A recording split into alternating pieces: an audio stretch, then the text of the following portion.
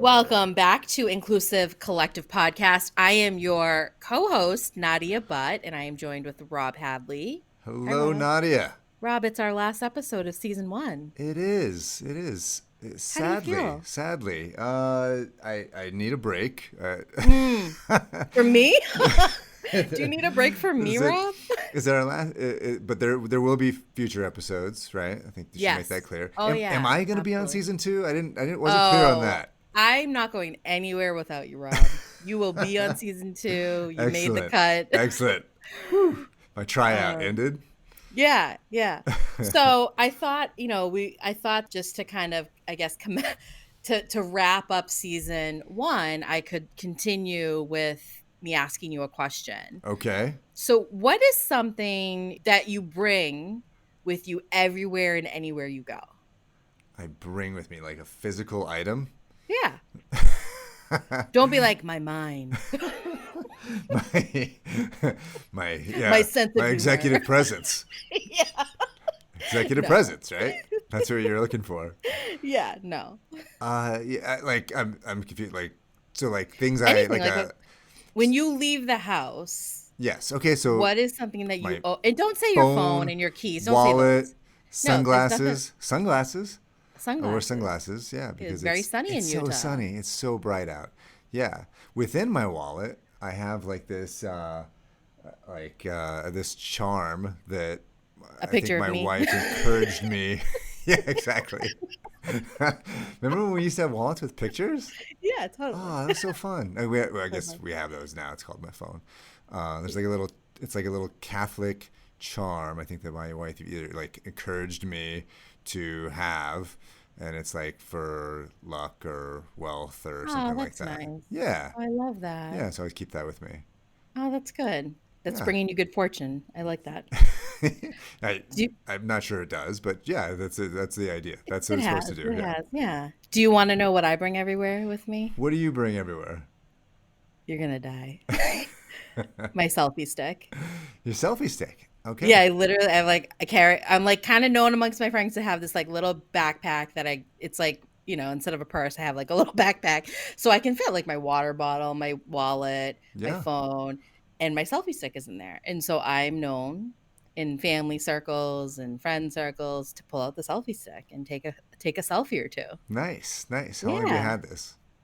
Well, I had the original one probably, I don't know, like 7 or 8 years ago. Then I upgraded my phones. I had to get a Bluetooth one. So I've had it for a few years. So the Brazilian the Portuguese word for selfie stick is pau de selfie, right? Sorry. Pau de How would selfie. how would you And selfie? so I I have like love these that. unusually long arms, and so instead of carrying a selfie stick, I'm always Yeah. designated like Juliana, my wife, will be like, Rob, pau de selfie, pau de selfie, Yeah. right? Take this. So Like so I motion you hold to it take out. the Yeah, picture. yeah. Use your extremely long arms That to is take this picture. So I carry one of fantastic. those too. It's I just love that. appended It's to just your me. arm. Yeah, it's an appendage. Yeah. That's great. Thank you for playing along. So we are at the final episode and we do not have a guest, but we wanted to offer our ConverFlections basically the last since mid season, Halftime show. Yeah. since the halftime show. And so we were going to do like a rapid fire kind of like what are your 3 takeaways, right? Should I go And first? and also neither of us know what the other's going to say. That's the Right, important it's thing. huge surprise. Yeah, exactly. So So my very first was I did a lot of thinking around this. The difference between reflection and introspection. And okay. I know we call this section like we're calling this episode ConverFlections, right? Like we do ConverFlections, which is kind of this what's the word when you join two words together? Conjoined term. Oh, Yes. when you conjoin Conjoined. okay, when you conjoin Yeah. terms, we conjoined conversations and reflections. And I was reminded by our guest, Muhammad Anwar, episode 15, that there's actually like a subtle yet distinct difference between reflections and introspection. So, reflection is when you think or you write about something or you give something serious thought to something, particularly maybe in the past. And in the context of DEIB, so, diversity, equity, inclusion, belonging, It could be reflecting on like a particular behavior or action that maybe you demonstrated in a meeting or an email that was sent with, not the best tone, or maybe an interaction you had with someone that went sour. So so in terms of reflection, you think about it, you're giving it some serious thought, thus reflection. Mm-hmm. Introspection is kind of the second tier or second layer. It's when you're examining your emotions, your thoughts, and your feelings by asking yourself questions. And I think there's a lot of power in doing introspective work when you're talking about diversity, equity, and inclusion. Introspection comes after you've reflected, and now you're asking yourself some really deep questions. So maybe it's questions that are like, could I have handled that meeting differently? How could my tone have sounded differently in that email? Or how could I have engaged with those colleagues differently?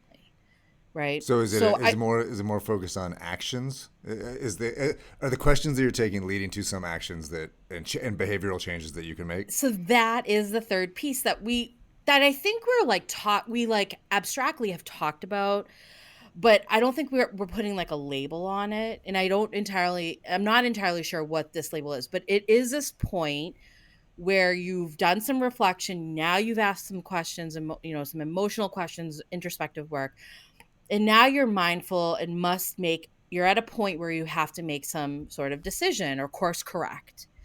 And oftentimes I think that is like either sharing your reflections, sharing your lessons learned, Mm-hmm. or maybe seeking apologies or seeking some more seek to understand, right? You're Mm-hmm. Mm-hmm. seeking more understanding. So for example, like, do you want to reach back out to those people that you emailed or engaged with and offer your reflections, maybe apologize, if you felt like you did something wrong. So there's this level of humility, I Mm. think, built in, and accountability to your own actions and behaviors and even mindsets. But I think this takes not only a lot of energy and time, but Right. work. Right. Right. And I think Muhammad shared his journey with us. And I am certain that for him, this was a humbling experience because he was able to share it with us. So again, that was my first takeaway. What are your reactions to that? I love it. I think we should. I think we should still call our episodes ConverFlections Sure. instead of ConverSpections, Yeah. which has been on the table. But I think no. I Yeah. think I love that, and I think that the I think it is. It's almost like it's the final step, right? I mean, I think that we're always talking about that. That's the most important thing is that we're trying to modify behavior. We're trying to like what are the things that we can do within organizations in order to create the environment that is inclusive, and Mhm. that always comes with changes in behavior, right? And I think Right. that assuming that these behaviors need to be changed, which they most often do, because we're all Right. learning and getting better at these things. So I love Yeah. it. I think it was really helpful, and I love that distinction, and I will definitely pay more attention to it myself.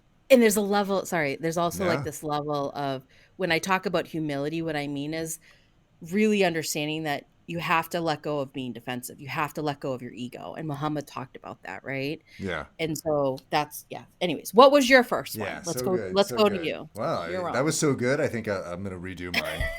I'm gonna have to Mic start drop. over. Oh my That's it gosh. for Inclusive Collective. All right, so let's talk about role modeling and experimentation. This came from our conversation with Steve Arntz of Campfire, right? So he talked about role modeling and some of the intentional things that he was doing to make sure that his employees were taking time off. And he Mhm. told this funny story about how they had a mandatory day off, and he secretly worked the entire day, Right. and then he had to admit to his co-founders that he was working. And he said something interesting as I went back and listened about the anxiety from not working, which I think is very Mm, real for founders. Just think sure. about our founders in the audience, right? So especially at the earliest stages, there's always something to do. There's massive amounts of work, right? I mean, you started from scratch. Everything has to be done, literally, right? And so, you have these talented people. They're very driven, and they can always be working. And so the question or the conflict is really the amount of work required to start a company hasn't changed, but the expectations from your workers has Mm. changed, I think, in the last couple of years, especially since the pandemic, um, in terms of wanting to be in environments that are, that are focused on their well-being as well. So, Mhm. HBR and the stress has been at an all-time high, right? So HBR reports that in 2021, 67% of workers reported that stress and burnout has increased since the start of the Mm. pandemic. So that tension is just very real, I think, in the startup environment. Yeah. And so founders and companies are experimenting with all different types of alternatives to the typical work week and to time off. And one of the things we touched on was the 4-day work week. I think Yes. New Zealand has actually gone to this. I think New Oh, Zealand. Some of our listeners in New Zealand can let me know if I'm wrong on this, but I think that everywhere in New Zealand is 4-day work week. I Uh, absolutely love Jacinda, by the way. yeah, very progressive. Yeah. Um, and some companies are doing it in the summer. But one thing I would say is, like, it's not all that it's cracked up to be, based on some of the research, right? So logically, think about it. Like, the amount of work you're doing doesn't go away. It's just you're cramming it in this, taking the same amount of stuff and cramming it in a smaller box, right? And so Mhm. what you get is that workers are not reporting less stress. They're working on their days off. And Mm. so I think, as a founder, if this is something that you're thinking about doing, if you're trying something along these lines, it's important to role model, which is what Steve had talked about. Right. You can't expect your workers to take that big of a change seriously if you're not doing it yourself, of course. But then also, don't sell it as an answer to to their well-being issues or whatever. It's like, think about it as an experimentation and sell it as such, and then make adjustments, and just be open to the fact that it may not solve all of your problems. I love that. All right, Nadia, next Yep. one, number Okay. 2 for you. So speaking of human-centric approach in leading, particularly I want to talk about mentorship versus sponsorship. So Okay. you talked about role modeling, which is kind of similar to mentorship and applies in some ways to sponsorship. But Melissa, if you recall, Melissa Cordo, episode 9, touched Mm-hmm. upon this really crucial element of mentorship. So, getting the right coaching and advice from people that have had maybe previous experience, particularly in your industry, can be really invaluable. I remember her saying Mm-hmm. Mm-hmm. something more eloquently than that, than what I had just said. And then Senna Mendoza, episode 14, she talked a lot about this too. And having to, like, foster and build trust between you and the person you're providing that coaching with, and if there's really not trust there, then how receptive are folks to feedback? Mm-hmm. So, Mm-hmm. we also heard from Rachel Shepard, episode 13, and Abid Siddiqui, episode 11, where they advocate for mentorship relationships in their accelerator programs. Right. So, this idea of seeking guidance, networking, seeking knowledge from someone more experienced is a key element for anyone wanting to develop. So that's mentorship. Now let's switch to sponsorship. So I am reminded by Steve Arntz again, episode 16, and Priscilla Redman, episode 17. They offered that it's this idea of sponsorship is elevating those that are different from you. So if you're in a room and you have power, maybe it's power in your role or power within the company, you elevating the voiceless or the underrepresented, that's sponsorship. Mm-hmm. And this is not just making room for them at the table, it's giving them an opportunity to have power, be developed, to grow.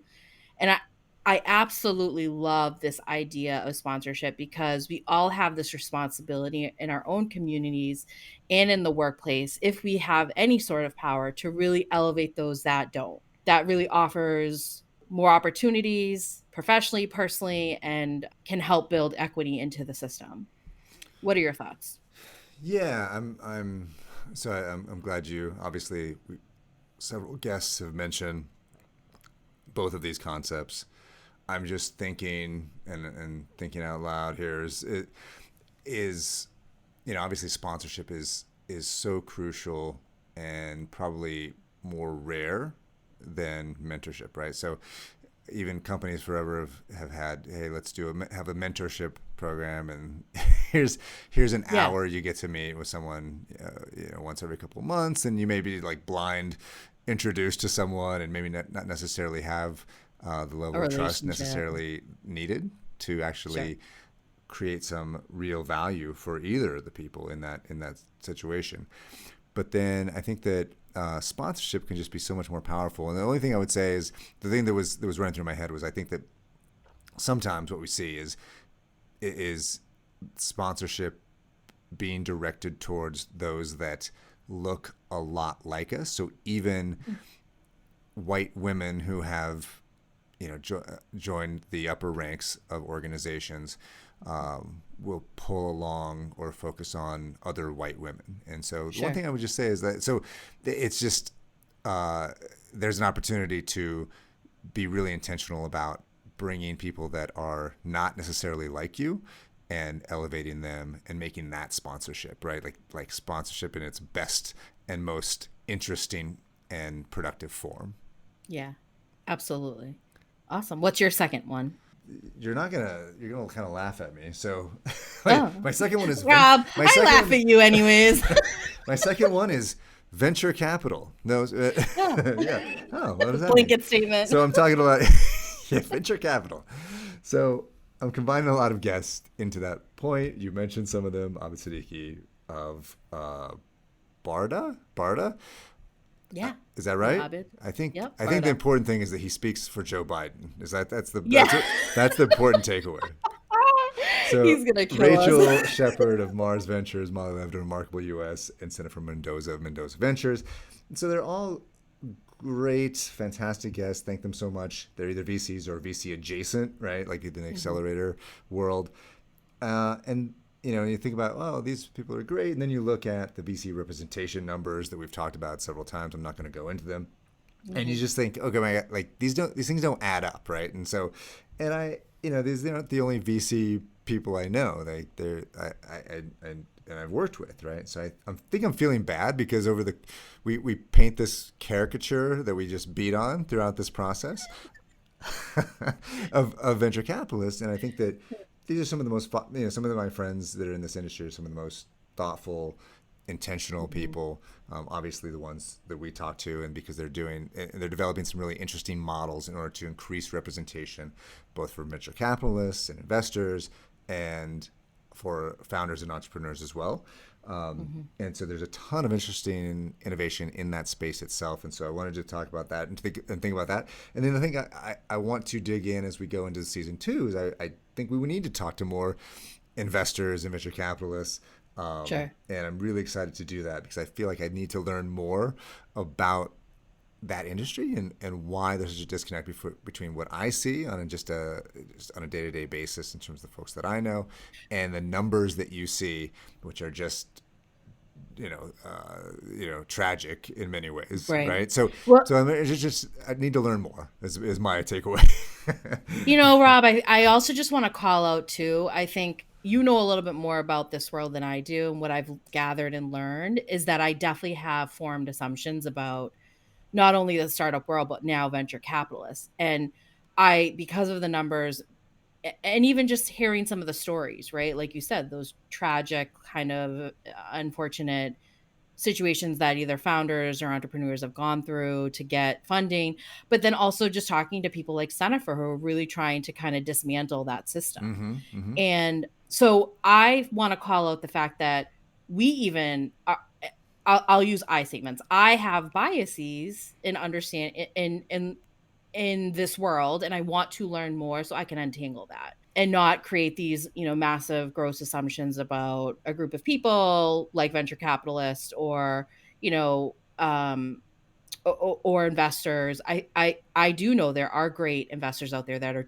are looking for good. We talked to one of them, and so looking to do good, make the world a better place. And I do believe there are more people out there that are looking to do it, and they may just not have the resources or people available to them. But call us, call us if you want to do better and be better. But Awesome. I Yeah. just want to call out that bias because Yeah. I think Let's that do it. that's Let's talk to something there that more. I Season yeah. two. Let's do. We're going to dig into a little bit more. Not Yes. 19 episodes of it, but we're going to dig into a No. little bit more. Right. Right.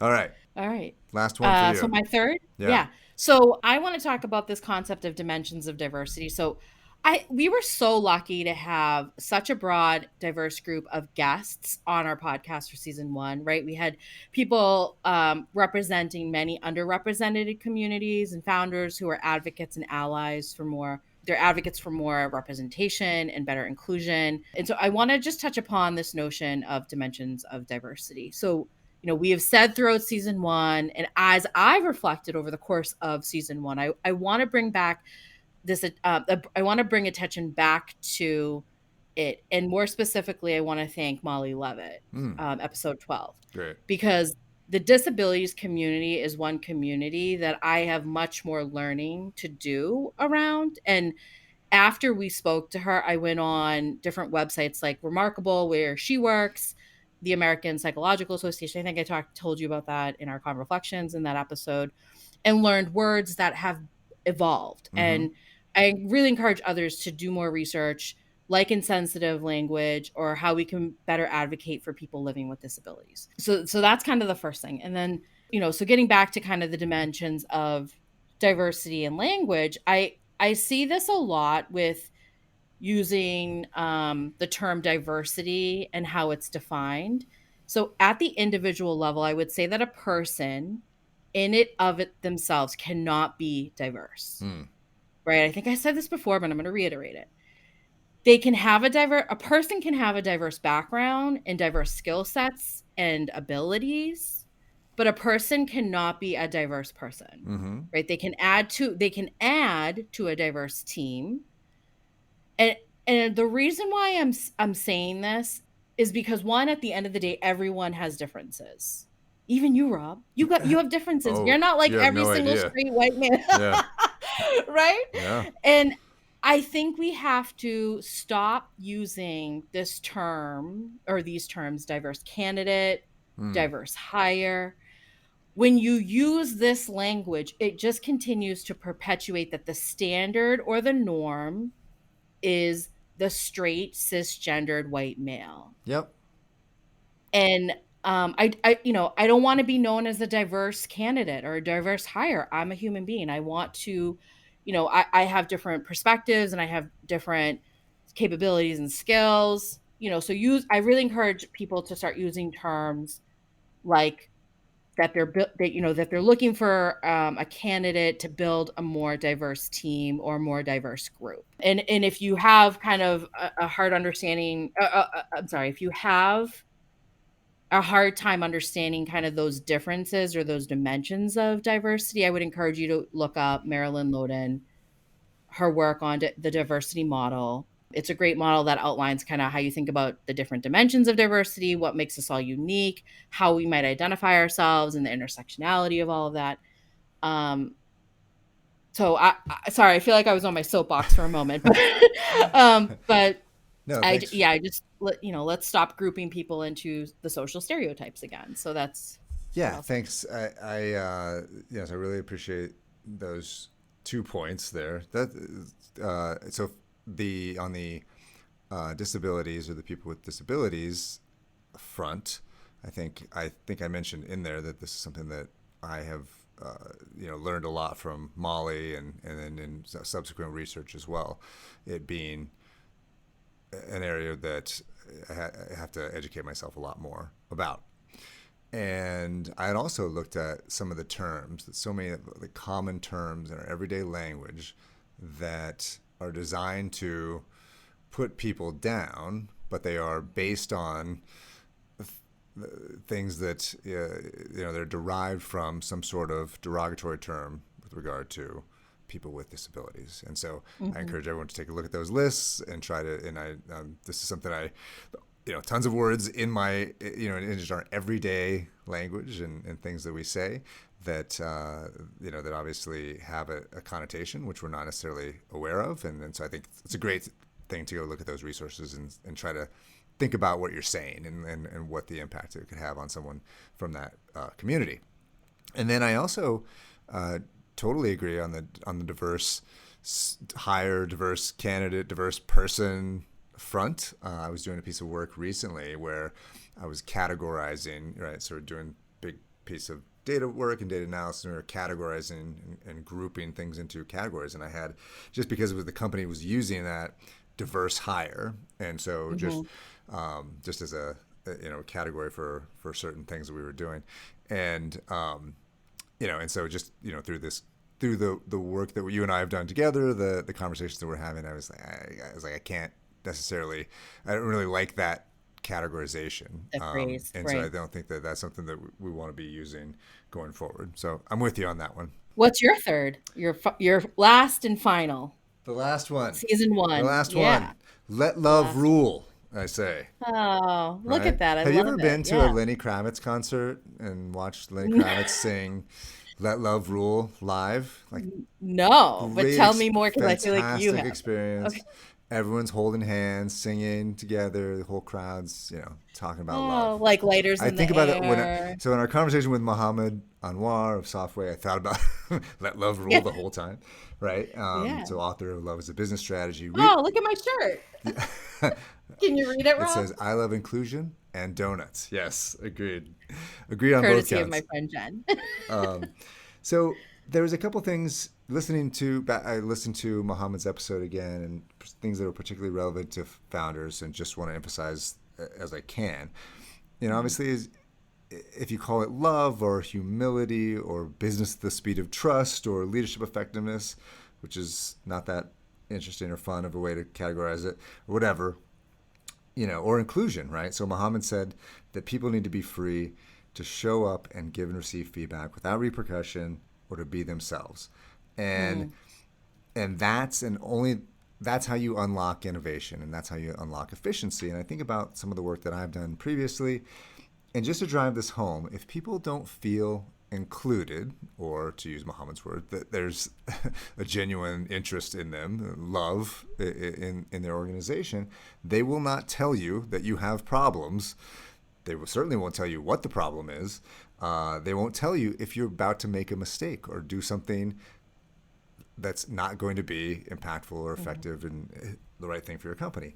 They will not Right. tell you that they have a better idea how to do certain things, right? So Mhm. it's important for the founder, but it's also important for leaders in any company or organization to really listen to what Muhammad's saying there, that inclusion, or in deference to Muhammad, we'll call it love, Yeah. it Yep. is the unlock, right? So, and anyone who thinks that this is soft stuff, in enjoy not solving problems, right? Enjoy not being innovative. Enjoy being lapped by your competitors who are building inclusive companies, right? So Mhm. this is the unlock for innovation and efficiency in organizations. Only your invested and included employees are going to help you solve your biggest problems and build great products and Yeah. great companies going forward. Yeah. I heart that. You love it. I love it. Love it. No, that was great. That was great. Thank you for sharing that. Cool. So, one final kind of reflection for you, Nadia, if Mhm.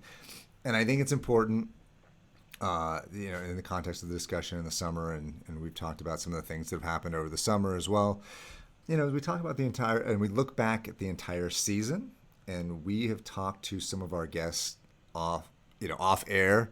I don't know, is it called off air on a podcast? Yeah, offline, off air, Offline, off pod. off Yeah, the sure. record. We're not really journalists, but about the impact of the Supreme Court decision in Dobbs, which effectively reversed Roe versus Wade Mhm. and will deny access to abortion care for women in a majority of states. And I just thought that in the context of this show, as we've spoken to a number of female founders in the last several weeks, and we know how difficult it is to start a company as a woman.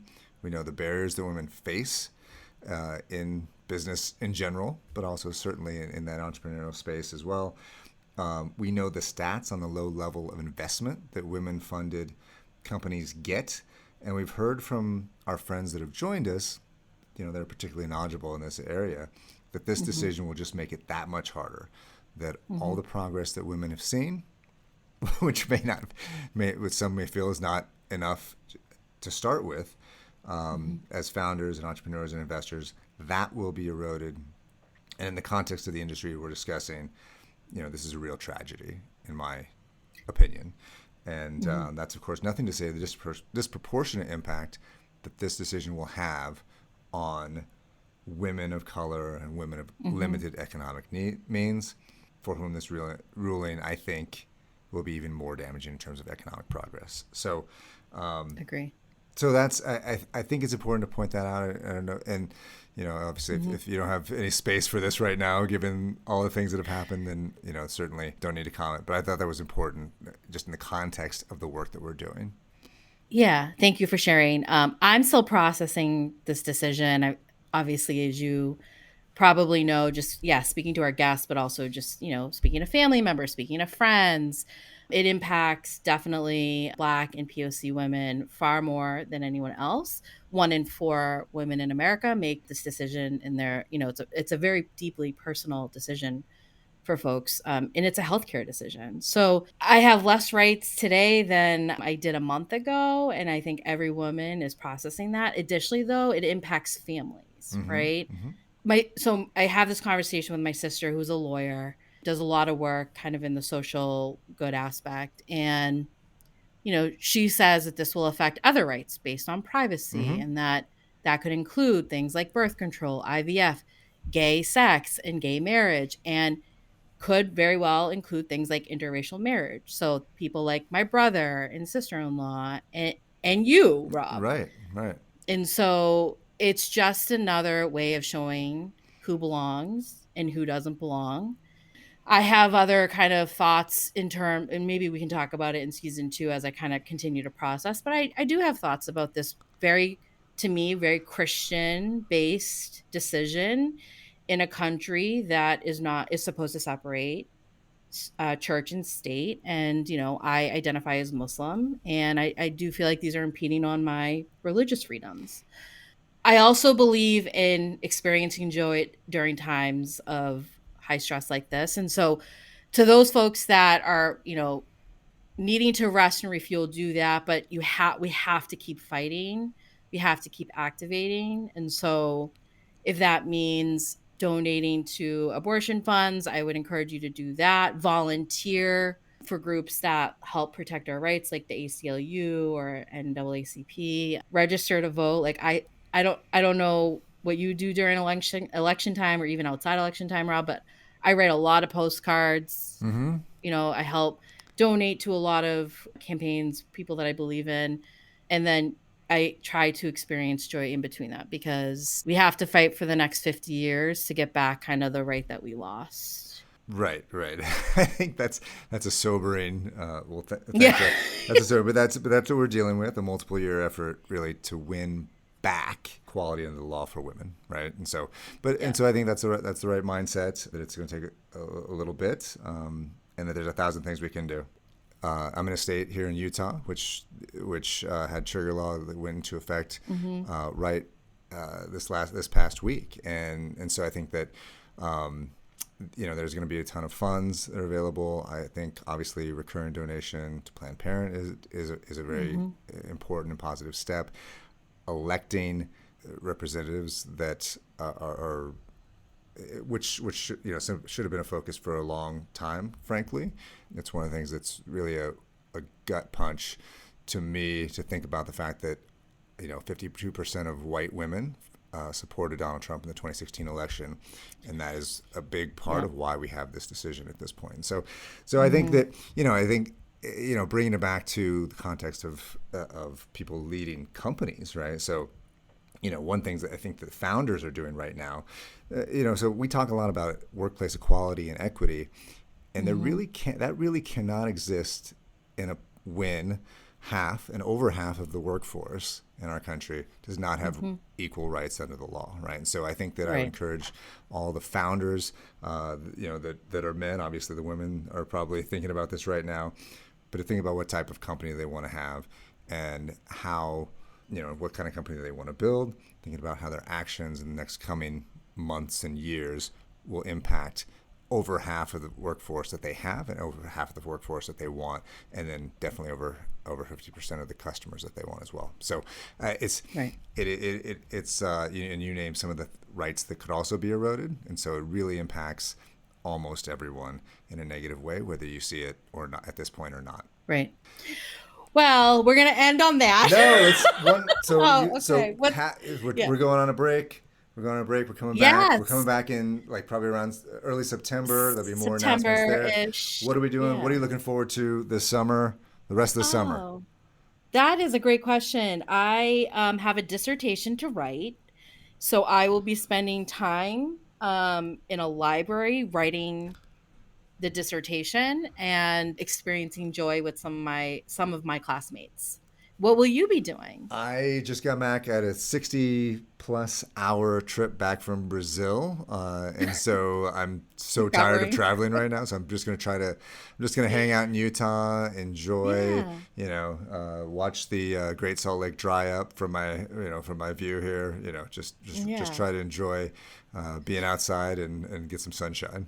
That's great. That's great. Yeah. So we will definitely be back in September, folks. Please stay tuned. In the interim, if you enjoyed this episode and want to listen to other episodes, if you haven't already, go ahead, subscribe, rate, review our podcast. We would love to get your feedback and your reviews.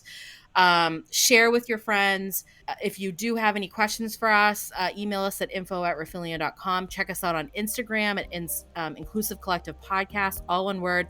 Check us out on LinkedIn. You can follow us there. Inclusive Collective is produced by Refilion Media. Thank you to all of our guests for season 1. We appreciate you. I'm Nadia Butt. And I'm Rob Hadley. We'll see you next season. Thanks, everyone.